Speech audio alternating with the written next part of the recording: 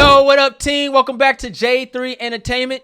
You guys know what time it is. It's review time, y'all. Yes, it is, gentlemen. And what are we reviewing today? Fast X. There it is, y'all. We are here for a new review. Fast X in the building. I have to say, one of my most anticipated films of 2023 because ain't nothing like a popcorn eating, brain shut off type of film. Yep. Absolutely. I was ready for it. Family.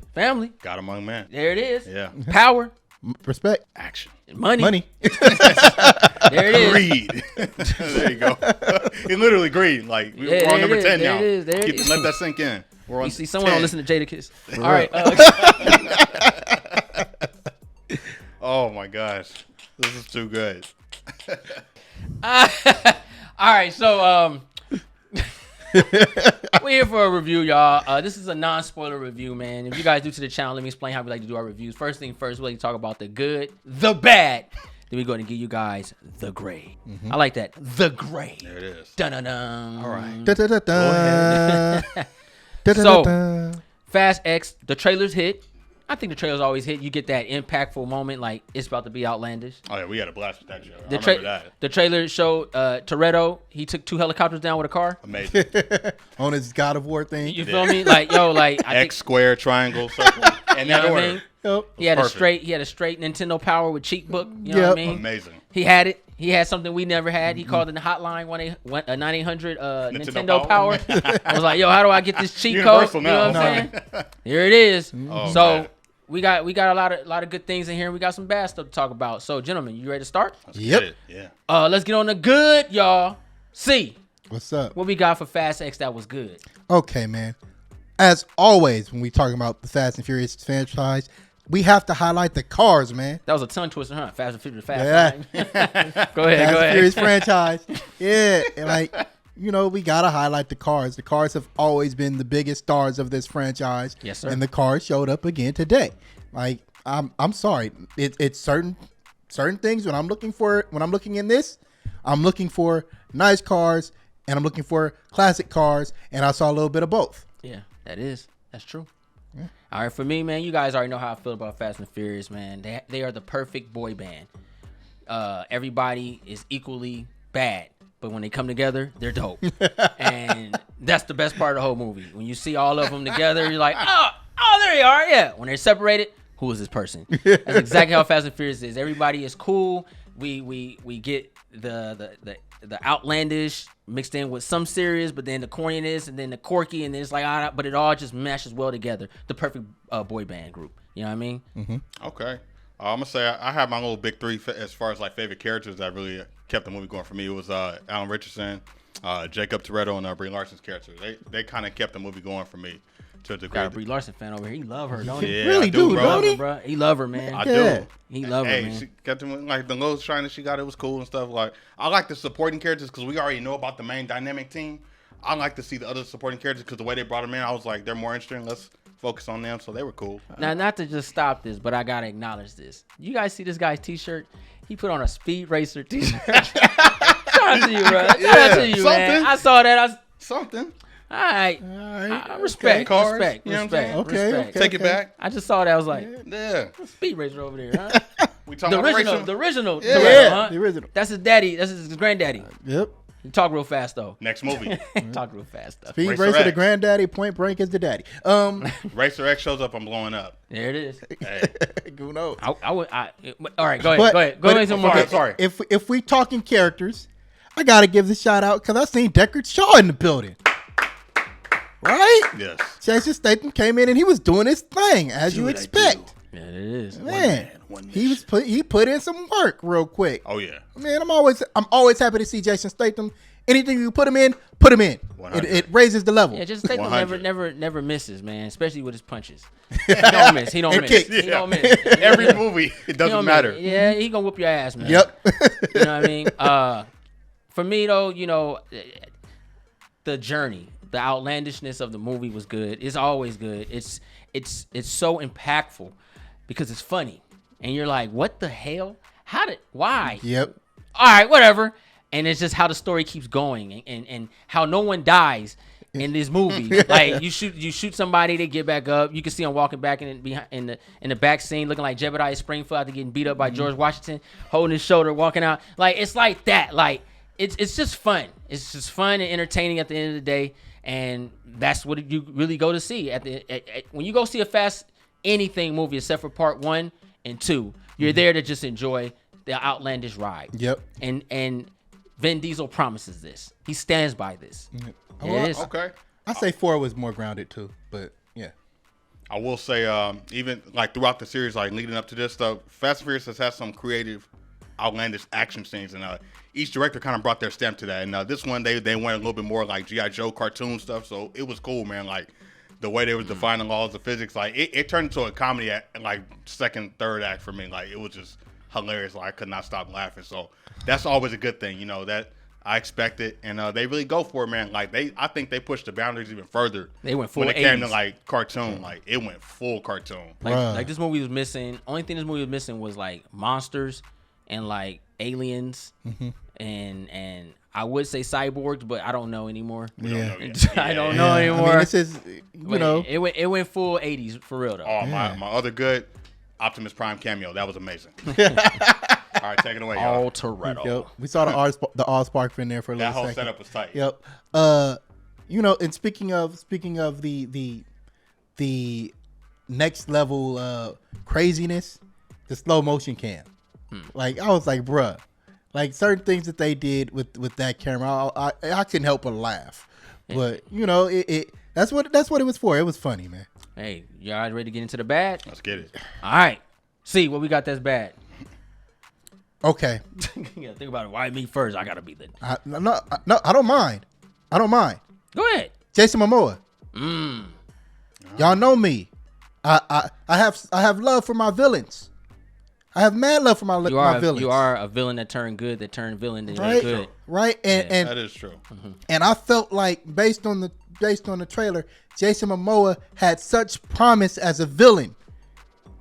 And they didn't even fumble it. They just straight up dropped it. They never even grabbed hold of it. They just dropped it and let it go splat on the ground. And I just can't. Well, he is stand for that. Aquaman, so splat in the water makes sense. Splat on concrete. They dropped the birthday cake on concrete in front of the birthday kid. That's messed up. I'll add on to that too. For me, man, personally, the bad. So we know what we're getting, and that's the beautiful thing about it. And the actors and everybody at Universal knows what we're getting. The problem with this movie for me was the new addition of characters. They wrote them poorly, if that makes sense. Like, even though we know we getting outlandish, there's still some concrete, some substance in there, something that just makes sense and it works. And Jason Momoa, the character that he played, did not make sense. This movie felt unbalanced. There was no balance within the characters.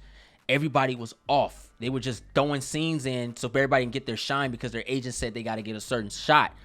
But it was no balance. And usually these movies have a perfect line of balance that makes it even more impactful. Makes people, where you laugh, you're not laughing just because it's stupid, but you're laughing because you're like, yo, this is really great. And you can see the chemistry. The chemistry just was off this movie. It wasn't there. Certain characters were not on the same scene with each other that needs to be there with each other. And it just did not mix well. It was bad Kool-Aid. I will say this movie definitely needed the return of writer Chris Morgan, because I felt like he was really anchoring the movie since like the Tokyo Drift films. He was very much missing here, and you kind of felt it. Going back to what I said in my good about my favorite supporting characters, I felt like we didn't get enough like in-depth backstory. I felt like that they were just thrown a certain mission or were thrown into a scenario that was already focused on the main family team. We never really got to understand what the actual purpose was. They were there for a mission, but we never really like knew or learned anything about them. We knew that they were connected to other people prior to the previous films, but beyond that, it was almost like they were filler characters. Yeah. But they were still cool to watch and stuff like that. But it came down to, for me, uneven script. Very hollow. And I'm not saying they're an Oscar winner or anything like that, but there was a guy that was anchoring the previous movies, and he did well, and he did something that you spoke on, balance. And that was Chris Morgan. Yeah. He's needed here. And He Justin was Lin not here. directing. Justin Lin knows how to Yeah. balance the characters. The characters weren't balanced in this movie. Yeah. Like you see Toretto, but Letty not there. And then now she's teamed up with somebody else. And then you got Tyrese and Luda and Hans together, and what's the old girl name? Ramsey, and they're doing their thing, but they don't have any balance because there's no Toretto or no Dwayne Johnson running that squad. Yeah. And then it's like it's just all over the place. Then Decker Shaw doing his thing, which I don't think he needs help at all because he just Decker Shaw. But and it's like it's just, and then don't even get me started with Toretto's son. He's just. It's just not good. It's just not right. Extra. So for me, I felt like this was the result of somebody studying high, taking the test high, and hoping to hit a high score. And it just didn't work out like that. Yep. Oh, okay. All right. But the movie I feel like it had promise. The characters had promise, but like Ronan pointed out, they were misused. Yeah. So it's sad. But even Cypher, we saw her and she was used, and it felt like she was there more as a plot device and not really there exercising her full potential as a character. What is this like low key part 1? So maybe she might have a little bit more to it. It could be. I was thinking that too. Yeah. I just feel like that's why they did her the way they did. Yeah. It's like they're setting up a bigger plan. We were talking about that. But I feel like there was just. Maybe there was just too many characters and they just didn't know how to juggle this many characters. Well, yeah, Justin Lin is a master at juggling teams, bro. Like, come on now. Star Trek was dope because he understood how to juggle the team. He's great at that. That's his thing. And I think he needed to really, unfortunately be the director of this and direct these characters properly. But you guys ready to go and get this movie great? Yep. Absolutely. All right. Fast X. Y'all ready? Yep.